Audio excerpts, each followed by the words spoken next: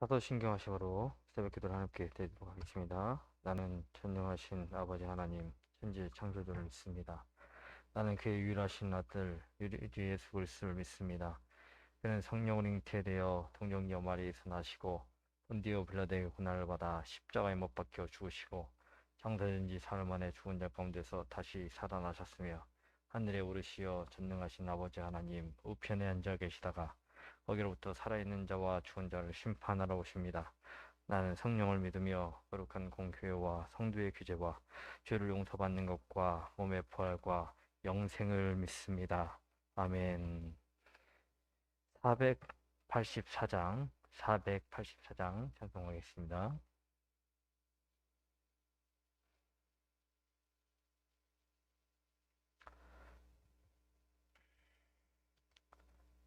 484장 찬송하겠습니다. 내 맘에 주여 소망되소서. 주 없이 모든 일 헛되어라. 밤에나 낮에나 주님 생각, 잘 때나 깰 때 함께 하소서. 지혜의 주여 말씀으로써 언제나 내 안에 계십소서. 주는 내 아버지 나는 아들, 주 안에 내가 늘 함께하네. 세상의 영광 나 안 보여도 언제나 주님은 나의 기여. 주님만 내 마음에 계시오니 영원한 주님 참기하셔라. 영원한 주님 내 승리의 주, 하늘의 기쁨을 주옵소서. 어떠한 고난이 닥쳐와도 만유의 주여 소망되소서. 아멘.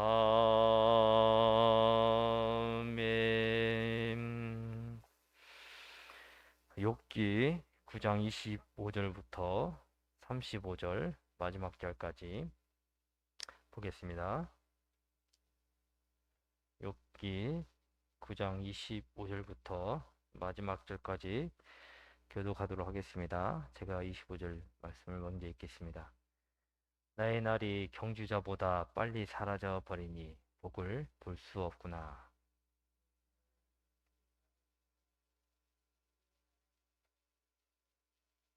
가령 내가 말하기를 내 불평을 잊고 얼굴 빛을 고쳐 즐거운 모양을 하자 할지라도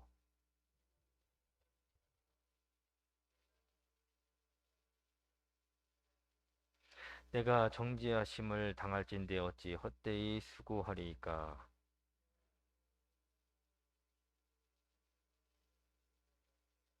주께서 나를 개천에 빠지게 하시리니 내 옷이라도 나를 싫어하리이다.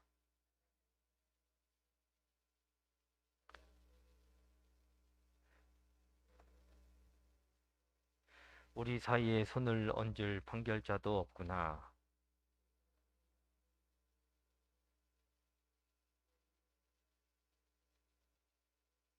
함께 보겠습니다. 그리하시면 내가 두려움 없이 말하리라. 나는 본래 그렇게 할 수 있는 자가 아니니라. 아멘. 할렐루야. 이 새벽에 기도하실 때 우리에게 진정한 소망을 주시고 위로하시는 하나님의 은혜가 우리 가운데 임하시기를 축원합니다. 네. 어느 체육관 벽에 간운이 쓰여 있는데 이런 내용으로 쓰여 있습니다. 좌절은 있어도 실패는 없다. 내가 흘린 땀은 나를 배신하지 않는다. 이렇게 관운이 적혀 있습니다. 좌절은 있어도 실패는 없다는 말은 어떤 목표를 위해서 가다 보면 좌절하는 일을 겪을 수 있지만 도전하고 또 도전하다 보면 그 목표를 이루게 된다는 말입니다. 내가 흘린 땀은 나를 배신하지 않는다는 말도 역시 일맥상통하는 말로 선수로서 많은 땀을 흘리면서 노력한다면 결국 노력한 만큼 자신의 꿈을 이룰 수 있다는 말입니다. 어떻습니까? 이런 말대로 이 세상에서 우리가 노력한 만큼 그 결실을 이룰 수 있다면 얼마나 좋겠습니까? 이런 말들은요, 누구에게나 통하는 말이 될 수는 없습니다. 한 예를 말씀드리면, 우리나라 복싱 선수 중에 세계 챔피언을 지낸 최용수 선수가 있습니다. 이 사람은 23살 어린 나이에 이미 슈퍼 패드급이라는 체급에서 챔피언에 올랐습니다. 세계 챔피언을 그때부터 올라가지고 7차 방어전까지 성공하면서 젊은 나이에 3년 동안 세계 챔피언의 자리에 올라서 그 자리를 지켰던 사람입니다. 복싱 선수로서 꿈을 이루었던 사람이라고 할 수 있습니다. 이 사람은 땀을 흘린 것이 헛되지 않았다고 할 수 있습니다. 그런 반면에 중학교 때부터 지금까지 15년 동안 복싱을 열심히 하는 선수가 있는데요. 15년 동안 복싱을 열심히 하고 있는데 아직도 국내에서도 주목을 받지 못하고 있고 챔피언의 자리에 한 번도 오르지 못한 선수가 있습니다. 이 선수는요, 아직 체육관 간원이 통하지 않고 있다는 것을 알 수 있습니다. 세상에 벌어지고 있는 많은 일들 중에서 해석이 안 되는 일이 너무나도 많습니다. 그 일들 중에서 인류에게 심각한 문제를 주고 있는 것이 있는데 하나님이 계신데요, 악과 선이 공존하고 있다는 것이 우리에게 큰 혼란이 아닐 수 없습니다. 아직도 이 문제에 대해서요, 그럴 것이다 추측성 해석을 할 뿐 악과 선이 공존함으로 벌어지는 고통에 대해서 명쾌하게 해석을 하지 못하고 있습니다. 우리가 욥기의 말씀을 계속 나누고 있는데 우리는 욥이 왜 고난을 겪어야 되는지, 그리고 욥의 고난을 통해서 하나님이 어떤 의도를 가지고 계신지 우리는 이미 시작과 결론을 알고 있는 가운데 욥기를 보고 있습니다. 그런데 욥이 등장하는 욥을 비롯해서 모든 사람들은요, 욥의 고통의 문제에 대한 정확한 답을 알지 못한 채 자기들의 인생의 경험, 이전에 말해왔던 현인들의 지혜, 또 인과응보, 건선징악, 죄에 따라 벌을 받는 것이다, 이런 관점에서 욥의 고난을 해석하고 있고, 또 욥은 자신의 인생에서 닥친 환난으로 인해서 혼란스러워하면서 과연 하나님이 나에게 왜 이런 고통을 주신 것일까? 그러면서 고통 가운데 자신의 의로움을 토로하고 있고 그렇게 주장하고 있습니다. 우리가 어제 봤던 말씀도요, 이런 맥락에서 반복되고 있는 내용이었습니다. 빌닷은 하나님의 공의를 주장하면서 하나님이 선하시니 욥 네가 당하는 고난은 너의 죄에 따른 심판이다. 그러니 너의 잘못을 하나님 앞에 회개하고 정결함을 입는다면 하나님이 네가 당하는 고통에서 회복시켜 줄 것이다. 빌닷이 친구로서 욥이 고난 가운데 있는 것을 보고 그가 구원받기를 원하는 마음으로 욥을 찾아왔고 욥을 위한다고 자신의 수준에서 욥에게 말을 하고 있지만 욥에게 도움은커녕 엘리바스에게 변론했던 것처럼 또다시 욥이 자신의 입장을 변론하는 수고를 더해주고 있습니다. 제가 욥기를 통해서 욥이 이야기하는 것들을 가만히 보니까요, 특별히 깨달아지는 것이 있었습니다. 그것은 욥이요 정말 지혜로운 사람이라는 것을 알 수 있었습니다. 그가 얼마나 믿음이 좋은 사람인지 알 수 있었습니다. 얼마나 참을성이 많은 사람인지, 또 욥을 찾아온 친구들을 능가하는 지혜를 욥이 답변하는 것을 잘 보십시오. 그는 그를 한답시고 찾아온 친구들보다요, 욥이 대답하는 그 지혜가요 훨씬 뛰어난 것들을 보면 볼수록 느끼게 됩니다. 오늘 25절 말씀도 보시면요, 나의 날이 경주자보다 빨리 사라져 버리니 복을 볼 수 없구나. 그 지나가는 것이 빠른 배 같고 먹이에 날아내리는 독수리와도 같구나. 욥이 그냥 단순하게 얘기하는 것이 아니라 시적 표현으로 계속 자기의 이거에 대한 어떤 그 생각을 지금 계속 이야기하고 있는데요. 여기 보시면 자신의 인생을요 뛰어달리는 경주자로 비유하고 있습니다. 그런데 이 경주자는요 너무 빨라서 곧 자신에게서 점점 사라져 버리는, 이것이요 자신의 인생과 같다라고 말을 하고 있습니다.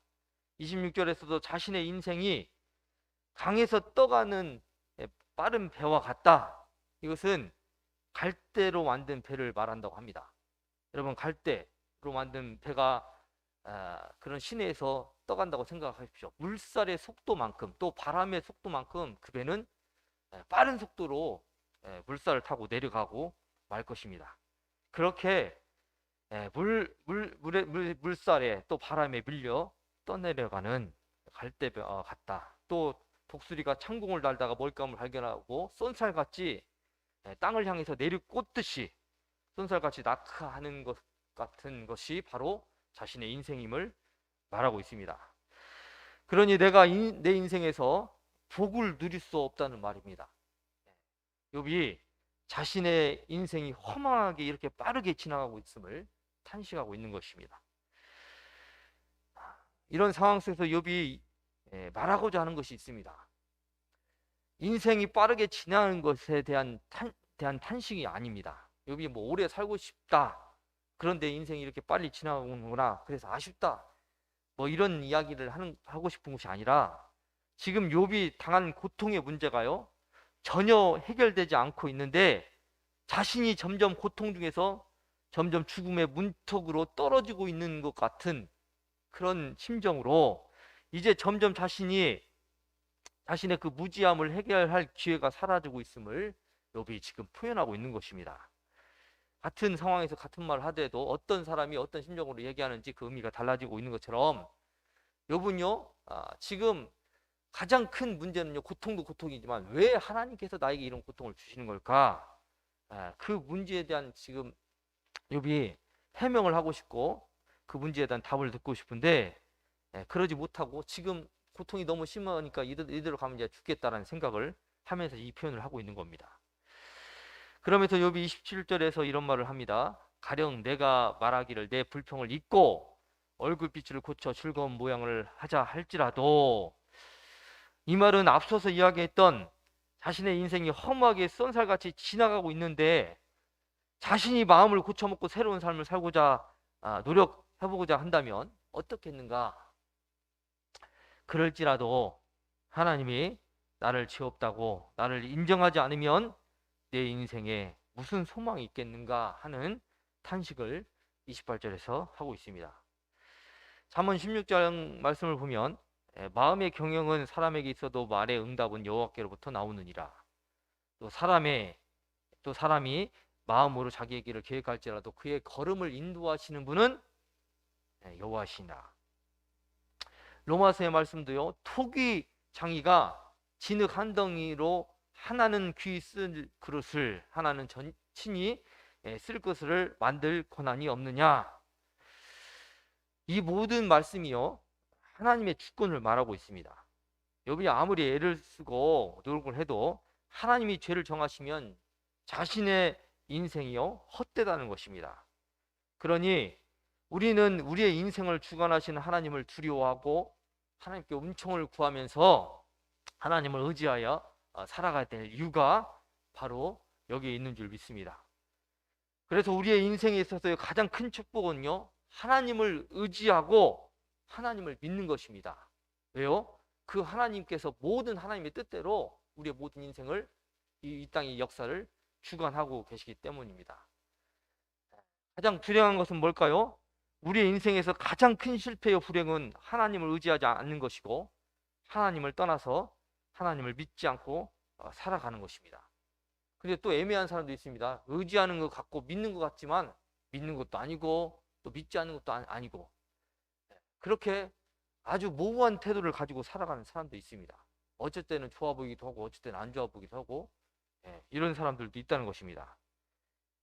그에게 아직 행복과 불행을 말할 수 없겠지만, 그렇게 모호하게 살아가면 하나님도 그의 인생 가운데 참 계신 것도 아니고 안 계신 것도 아니고, 정말 하나님께 도와주신 것도 아니고, 그런 어떤 인생이 되고 말 것입니다.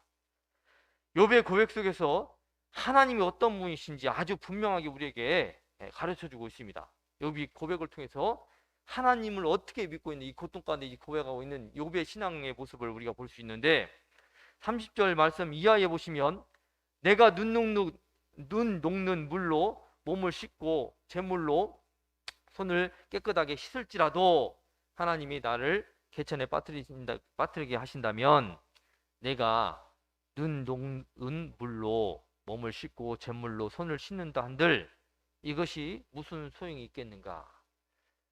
눈은 순결한 것을 상징합니다.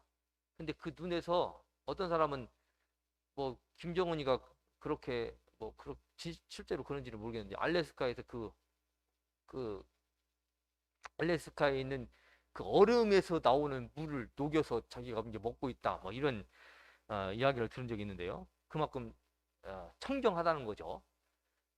그만큼 순결한, 순도가 가장 높은 물이라는 겁니다. 그렇게 내가 그런 눈 녹는 물로 몸을 씻고 잿물, 그 사람을 씻을 때, 우리가 죄를 씻을 때 할 때, 우리가 이제 성경에도 이야기가 나오는 것이죠. 잿물로 그렇게 손을 씻는다 한들 이것이 무슨 소용이 있겠는가? 그렇게 하나님이 나를 대도 욥은 하나님이 사람이 아니시니 자신이 하나님에게 재판을 할 수도 없고 따질 수 없고, 또 나와 하나님 사이에 재판관이 되어서 심판을 해줄 대상이 누가 있겠는가?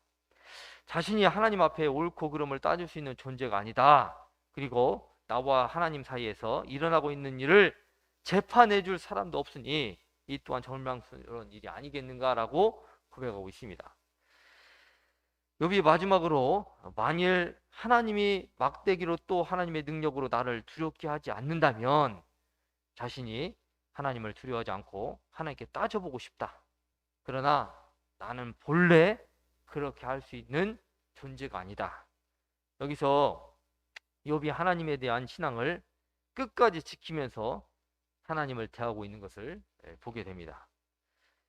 자신이 아무리 억울해도, 그리고 자신이 원하는 대로 자신의 인생에 문제가 풀려지지 않는다 해도 하나님을 자신이 그렇게 대할 수 없다는 것입니다. 이것이 욥이 고통 가운데서도 하나님으로 인정하고 있는 욥의 믿음이었다는 것을 말하고 있습니다. 사랑하는 성도 여러분, 욥이 말할 수 없는 고통 가운데 처해 있을지라도 끝까지 하나님을 향한 믿음을 지켰던 것처럼, 우리도 우리의 인생에서 어떤 환난을 당한다 할지라도 끝까지 믿음을 지키고 승리하시기를 축복합니다. 이것이 우리의 인생의 궁극적인 싸움이라는 것을 우리는 반드시 기억해야 됩니다. 믿음을 지키는 자가 하나님의 복을 받고 세상을 이기는 놀라운 기적과 은혜의 사람으로 승리하게 될 줄 믿습니다. 욥과 같이 고난 가운데서 승리하는 저와 여러분이 되시기 원하셔서 오늘 이 말씀을 주신 줄 믿습니다. 여러분, 믿음을, 우리가 어떤 일을 통해서 믿음을 지킬 수 있을 때 그것이 진짜 그것이 내 믿음이 되는 것이지, 나는 그렇게 알고 있다, 그러나 내가 믿음을 지켜야 되는데 나는 하나님을 선택하지 않는다. 그것은요, 내가 하나님을 버리는 것도 내가 하나님을 안 믿는 선택을 하는 겁니다. 내가 말씀에 속해 있을 때 그 말씀 안에서 주는 하나님의 복이 나에게 임하는 것이지, 내가 말씀을 뭐 예를 들면 돈 때문에 사람 때문에 하나님을 멀리한다. 내가 또 하나님 앞에 지켜야 될 걸 지키지 않고 살아간다. 그럴 때 하나님에게서 끊어지고 멀어지는 것입니다. 회개하고 돌이키지 않으면 나는 그렇게 하나님과 멀어지는 인생을 살아간다는 것입니다. 제가 언젠가 새벽기도 시간에 말씀드렸죠. 어떤 청년이 자기 인생이 일어난 일이 4년 동안 계속 어려운 일이 일어나니까 결국에는 교회를 안 나간 지 6개월이 넘었다. 이런 말씀을 드린 적이 있습니다. 여러분, 코로나로 인해서 교회를 나오라고도 안 나오는 청년들이 반절 이상이 넘습니다. 이제까지 청년부가 비대면 예배를 한 적은요, 딱 2주밖에 되지 않았습니다. 그 코로나가 계속 진행돼 왔어요. 계속 대면 예배를 했어요. 그런데요, 자기가 그 예배를 스스로 안 나오는 걸 선택합니다. 오히려 본당에서까지 자리를 옮겨가면서 혹시나 그 10명 제한이 걸려서 법을 어기게 될까봐 본당에 옮겨서 저희가 한 달 넘게 예배를 진행한 적이 있습니다. 그런데도요, 자기가 알아서 나오지 않습니다. 여러분, 근데 이 세상은 갈수록 믿기가 힘든 일들이 생겨나게 될 거예요. 계속 어떤 일이 생기든지 지금 계속 기독교적인 이미지는 계속 추락하고 있죠. 계속 믿기 어려운 상황들이 제도도 그렇고 지금 그렇게 벌어지고 있습니다. 근데 앞으로 더 심각한 일들이 우리에게 찾아오게 될 겁니다. 지금도 우리의 믿음을 지키지 못하고, 지금도 내가 하나님 앞에 최선의 믿음의 삶을 선택하지 못한다면 이제 가면 갈수록 그렇습니다. 제가 가만히 지금까지 살아가면서 젊은 사람들이 어떤 믿음의 삶을 살고 있는지 계속 유심히 그걸 분석하고 있습니다. 여러분, 그들이 우리 한국교회 미래인데요, 지금 어르신들이 지금 믿어왔던 그 하나님의 절반도 그 수준이 반응들이 오지 않고 그들의 성김과 헌신도 일어나고 있지 않습니다. 그래서 한국교회가요, 지금 갈수록 암담한 겁니다. 환경이 그렇고 시대가 그런 게 아니고 우리 교회를 지켜갈 사람들이 제대로 된 믿음을 볼 수 없습니다. 헌신하지 않습니다. 믿음의 가치에 자기의 삶을 같이 두지 않습니다. 이들이 살아가는 것을 보십시오. 그 큰 이유 중에 하나를 제가 말씀을 드리면, 젊은 사람들이 여러분 헌금 생활을 얼마나 하는지 보십시오. 그게 곧 그들의 인생의 주인이라는 겁니다. 청년들이 헌금 생활하는 것을 면밀히 보시면 그들이 누구를 위해서 무엇을 위해서 살아가고 있는지 이게 명백하게 드러납니다. 그들의 인생의 삶의 행복을 무엇을 삼고 있고 만족을 무엇을 삼고 있고 무엇 때문에 기뻐하고 어떤 삶의 기준을 갖고 살아가고 있는지를 물질을 통해서 하나의 기준을 갖고 들여다보면 그들은 하나님을 섬기는 것이 아닙니다. 그들의 삶은 하나님이 복을 주실 이유가 없습니다. 왜? 하나님을 위해서, 하나님의 영광을 위해서 살아가고 있지 않기 때문에. 근데 그들도 처음부터 그렇게 된 것이 아니라 믿어오는 것들의 믿음의 길을 선택하지 않는 결과가 그들의 인생을 그렇게 하나님 앞에 버림받고 하나님 앞에 복을 받지 못하는 인생으로 그렇게 스스로 결정해가고 있다는 사실입니다. 어떻게든 여러분, 제가 말씀드렸죠. 복은 무엇이냐? 하나님을 의지하고 하나님을 섬기고 하나님과 함께 살아가는 것이다. 이 복을 받도록 우리 자녀들에게 하나님을 믿는 신앙은 그냥 믿어도 되고 안 믿어도 되고 그런 신앙이 아니라 반드시 믿어야 된다. 너의 생명보다 더 귀한 분으로 하나님을 붙잡고 살아야 된다. 물질 때문에, 어떤 사람 때문에, 직업 때문에 또는 세상의 환경 때문에 포기해야 될 것이 아니라, 그럴지라도 그 고난 가운데서 하나님을 고백해야 되고, 그럴지라도 우리가 하나님을 섬기는 일에 우리의 인생을, 우리의 목숨을 걸어가는 것이 너의 인생이 복을 받는 것이고 너의 인생이 결국에는 하나님 때문에 승리하게 된다는 것을 그들에게 우리가 힘주어서 목소리 높여서 또 우리의 삶이, 우리가 그런 삶을 살아가면서 보여줄 수 있을 때 우리의 삶에, 우리의 가문에 하나님의 구원의 역사가 계속 하나님께서 사용하시는 그런 자손들이 우리 가문을 통해서 일어나게 될 줄 믿습니다. 여러분, 욥을 통해서 우리에게 가르치고 주시고자 원하는 그 신앙의 진수는 뭐냐? 아무리 어떤 큰 고난이 올지라도, 어떤 환란이 올지라도 욥이 하나님을 계속 붙잡고 가고 있다는 겁니다. 이것이 우리가 살아야 될 믿음의 삶이라고 오늘 또 하나님께서 우리에게 말씀을 들려주고 계신 줄 믿습니다. 오늘 또 세상이 어떠하든 간에, 오늘 찬송도 불렀죠. 내 마음에 주여 소망 되소서. 주 없이 모든 일 헛되라. 이게 우리의 고백이 되될 줄 믿습니다. 그러나 주님이 함께 하시면, 영원한 주님이 함께 하시면 내가 이 땅에 살아가면서 하늘의 기쁨을 누릴 것이고, 주님이 나의 승리가 될 것이고, 어떤 고난이 올지라도 그 가운데 내 인생은 소망이 있을 것이다 라고 고백하고 있습니다. 오늘도 그 소망의 주님, 영원한 소망을 주신 주님, 영원한 소망이 주님밖에 없음을 우리가 기억하면서 그 주님 앞에 오늘도 모든 내 인생을 맡겨드리고, 내 인생에 하나님이 내 인생에 가장 필요합니다. 내 인생이 하나님 손바닥에 있기를 원합니다. 나도 어떤 것을 붙잡고 살아가지, 오직 하나님을 붙잡고 살아가겠습니다. 이렇게 고백하면서 오늘 하루를 살아가시기를 원하셔서 이 말씀을 저와 여러분에게 허락해 주신 줄 믿습니다. 기도하겠습니다. 우와 하나님 아버지, 이 땅에 하나님, 우리가 붙잡아야 될 것이 무엇입니까? 우리에게 진정한 소망이 무엇입니까? 하나님이 우리의 인생의 답이 무엇입니까?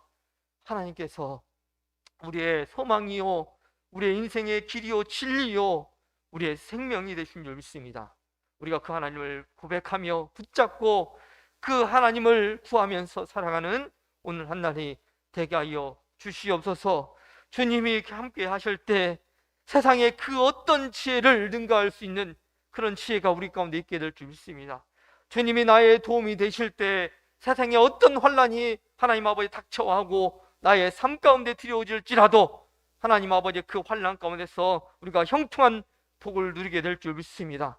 주님이 나의 기업이 되실 때 우리의 삶에 하나님 아버지 그 어떤 실패도 하나님 아버지 이루어지지 않을 줄 믿습니다. 오늘 또 주님을 붙잡고 주님을 위해서 살아갈 수 있도록 하나님 우리 가운데 믿음을 허락하여 주시고, 주님이 내려주시는 하늘의 신령한 복을 누리면서 주님을 더욱 의지하면서 믿음의 길을 걸어가는 우리의 모든 성도님들의 삶이 되게 하여 주시옵소서. 오늘 또 많은 기도 제목을 가지고 주 앞에 나왔습니다. 이 기도조차도 하나님께 영광이 되는 기도가 되게 도와주시고, 응답조차도 하나님의 뜻을 향하여서 나아가는 데 필요한, 오늘 하루에 우리에게 필요한 만나와 같은 그런 응답의 역사가 이루어지게 도와 주시옵소서. 오늘 또 우리와 함께 하시며 우리를 통해서 영광 받으시기를 원하옵고, 예수 그리스도의 이름으로 감사하며 기도 올리옵나이다. 아멘. 하늘에 계신 우리 아버지, 아버지의 이름을 거룩하게 하시며 아버지의 나라가 오게 하시며 아버지의 뜻이 하늘에서 같이 땅에서 이루어지게 하소서. 오늘 우리에게 일용할 양식을 주시고, 우리가 우리에게 잘못한 사람을 용서해 준 것 같이 우리 죄를 용서하여 주시고, 우리를 시험에 빠지지 않게 하시고 악에서 구하소서. 나라와 권능과 영광이 영원히 아버지의 것입니다. 아멘.